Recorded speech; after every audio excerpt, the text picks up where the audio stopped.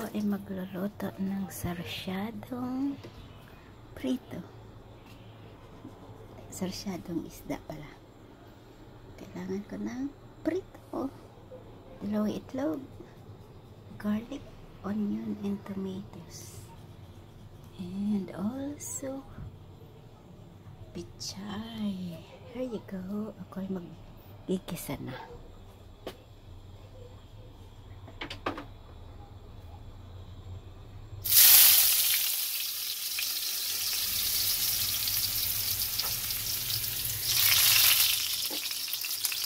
Okay, the garlic until golden brown.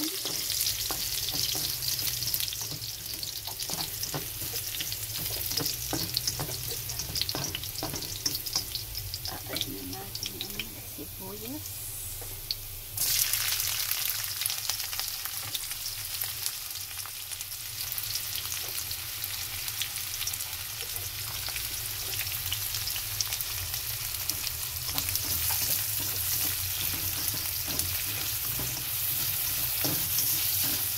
Minsan nakalagay ito.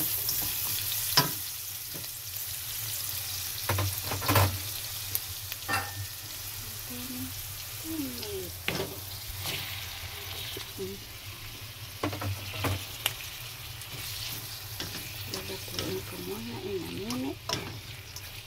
Tomato. Tapos lalagyan ko ng sabaw at tim. Okay. 5 minutes. Luto na yung kamatis ko. Ito na. Sasabawan ko na. Konti lang. Konti lang ang sabaw ng sarsyado. Yan.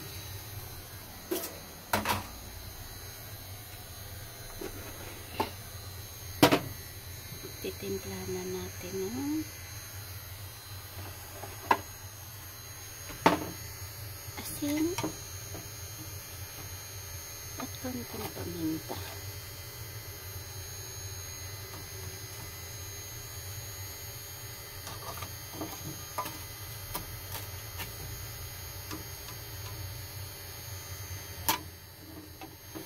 Antayin natin kumulo at ilalagay na natin yung gulay at itlog pati yung isda. Okay, in 5 minutes. Kumulo na po in 5 minutes. Lalagay na natin yung fish.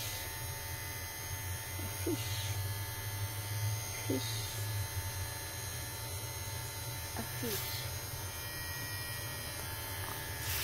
Pag kumulo naman, lalagay na natin yung egg. Okay. I'll get the egg. Unti-unti natin ibubuhos yung egg. Wait.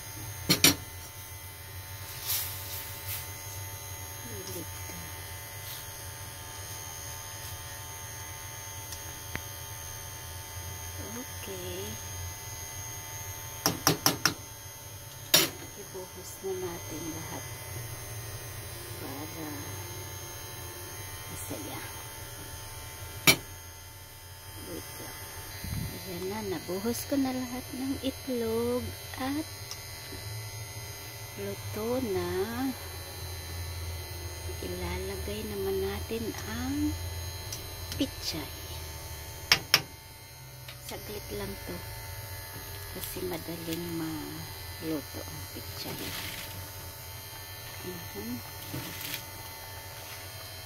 Isang kulo lang to, luto na.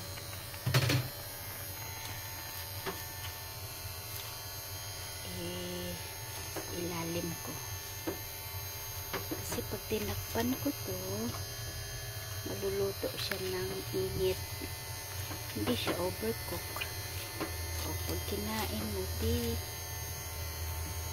masarap, crunchy at hindi siya overcook. Naputol na yung ulo ng isda ko. Well, at dahil hindi pa daw kami kakain, mamaya pang 7, nagmamoist na ang aking kawali.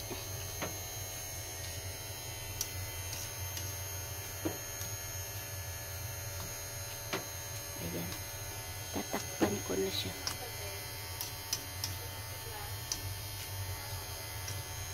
Tatakpan ko na to. Maluluto na siya ng init. Yan. Ingay ng electric pan ko. Yan. Yan, yan, yan. Yan. Luto na siya. Patayin ko na. O, luto na kaagad yung pizza. Yan.